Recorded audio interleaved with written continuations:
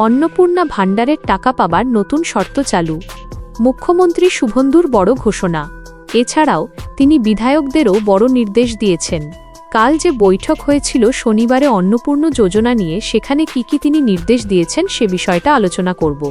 এছাড়াও আগামী 10 দিনের মধ্যে সমস্ত নাম ভেরিফিকেশন করে যাচাই করে লিস্ট তৈরি করার নির্দেশ দেয়া হয়েছে টাকা পাঠানোর আগে। তো কি আপডেট এসেছে অন্নপূর্ণা যোজনা সংক্রান্ত বিস্তারিত আলোচনা করব আজকের এই ভিডিওতে। অবশ্যই ভিডিওটি বেশি করে শেয়ার করে দিন সকলে, যাতে খবরটি জানতে পারে। আর এই ধরনের তথ্য আপডেটগুলো সবার আগে পেতে চ্যানেলটিকে সাবস্ক্রাইব করে রাখবেন। ফেসবুক থেকে যারা ভিডিওটিকে দেখছেন পেজটিকে ফলো করে রাখতে ভুলবেন না। দেখুন, আমি যা কিছু বলবো যেগুলো সংবাদ মাধ্যমে প্রকাশ হয়েছে বর্তমানে আপডেট, সেগুলোই আমি দেখাবো। আমার মন গড়া কথা কোনো কিন্তু আমি বলবো না। তো আমি এই মুহূর্তে দেখুন, সংবাদ প্রতিদিন পত্রিকায় একটি প্রতিবেদন প্রকাশ করা হয়েছে। সেখানে কি বলা হয়েছে দেখুন। অন্নপূর্ণা শুভেন্দুর বার্তা বিধায়কদের। অন্নপূর্ণা যোজনাকে কেন্দ্র করে তৈরি হওয়া বিতর্ক ও বিরোধীদের অপপ্রচার নিয়ে পরিষদীয় দলের বৈঠকে বিজেপি বিধায়কদের বিশেষ নির্দেশ দিলেন মুখ্যমন্ত্রী শুভেন্দু অধিকারী। যোগ্যরা যাতে এই প্রকল্পের সুবিধা পান, অযোগ্যদের নাম যেন না থাকে তা খতিয়ে দেখতে বিধায়কদের নির্দেশ দেন মুখ্যমন্ত্রী। শনিবার পরিষদীয় দলের বৈঠকে এই নিয়ে মিনিট 15 আলোচনা করেন।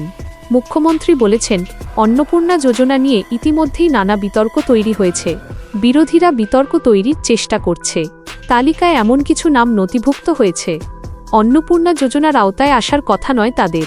পারিবারিক আয় 1 লক্ষ টাকারও বেশি, এরকমও বহু নাম যুক্ত হয়েছে। তার মানে দেখুন, এখানে আবার একটা নতুন জিনিস জানা গেল যে পরিবারের ইনকাম বা আয় যদি 1 লক্ষ টাকার বেশি হয়, তাহলে কি তারা অন্নপূর্ণা যোজনার টাকা পাবে না?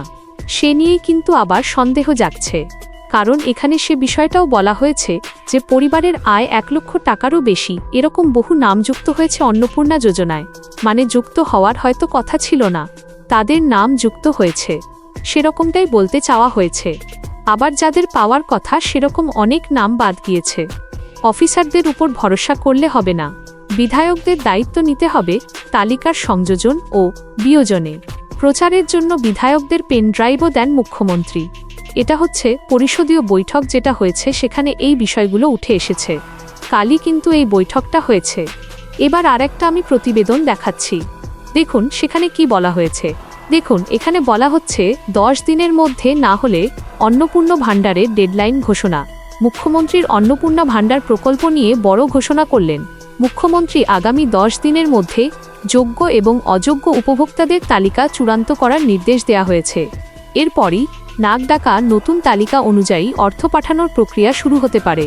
আর মাত্র কয়েকদিনের অপেক্ষা, এরপরেই নতুন করে যোগ্য উপভোক্তাদের ব্যাংক অ্যাকাউন্টে অন্নপূর্ণা ভাণ্ডার প্রকল্পের আর্থিক সহায় তা পৌঁছাতে শুরু করবে বলে প্রশাসনিক সূত্রে জানা যাচ্ছে। তার আগে প্রকল্পের সুবিধাভোগীদের তালিকা চূড়ান্ত করতে বড় নির্দেশ দিলেন মুখ্যমন্ত্রী। শনিবার বিধায়কদের সঙ্গে বৈঠকে তিনি স্পষ্ট জানিয়ে দিয়েছেন, আগামী 10 দিনের মধ্যে অন্নপূর্ণা ভাণ্ডারের তালিকা থেকে যোগ্য ও অযোগ্যদের বাছাইয়ের কাজ সম্পূর্ণ করতে হবে।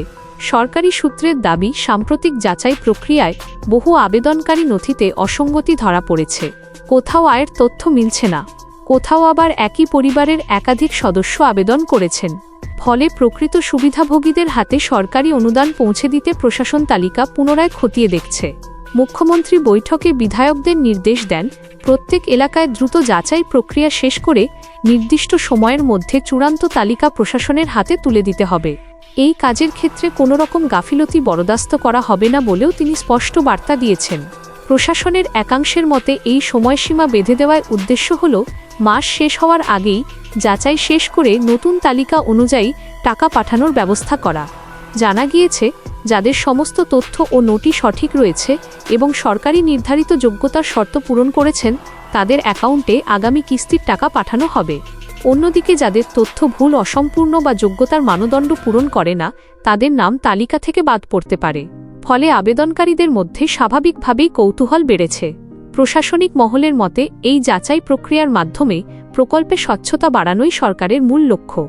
একই সঙ্গে প্রকৃত সুবিধাভোগীদের দ্রুত আর্থিক সহায়তা পৌঁছে দেওয়ার উপরও জোর দেওয়া হচ্ছে। বিধায়কদেরও এলাকাভিত্তিক নজরদারি বাড়ানোর নির্দেশ দেওয়া হয়েছে, যাতে কোনো যোগ্য ব্যক্তি বাদ না পড়েন এবং অযোগ্য কেউ সুবিধা না পান।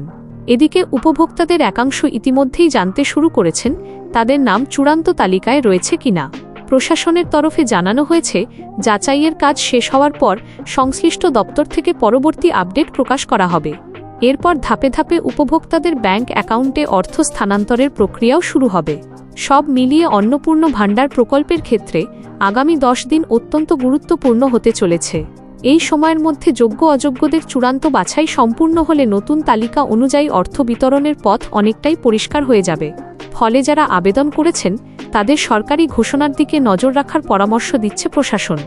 সুতরাং বুঝতেই পারছেন যে মুখ্যমন্ত্রী তিনি কিন্তু বিধায়কদের উপর সম্পূর্ণ দায়িত্বগুলো দিয়েছেন। এই সম্পূর্ণ যোগ্য অযোগ্যদের বাছাই, নাম তোলা, নাম বের করা, এই দায়িত্বগুলো সামলানোর জন্য। এছাড়াও আগামী 10 দিনের মধ্যে সমস্ত কাজ সেরে ফেলারও নির্দেশ দেওয়া হয়েছে। তারপরে টাকা পাঠানো হবে আবারও। তো যারা টাকা পাননি, আন্ডার এনকোয়ারি ইয়ারে রয়েছে, তাদেরকেও টাকা দেয়া হবে যাচাইয়ের পর। এছাড়াও যারা জুলাই মাসে টাকা পেয়েছিল তাদের মধ্য থেকেও কিছু নাম আবারও পুনরায় পাঠানো হয়েছে। সেখান থেকে কিছু সন্দেহজনক নাম পাঠানো হয়েছে পুনরায় যাচাই করার জন্য। তো সেগুলো যাচাই করার পরে আবার পরবর্তী সময় আগস্ট মাসে যখন টাকা ছাড়বে তখন কিন্তু তাদেরকে আবারও টাকা ছাড়া হবে।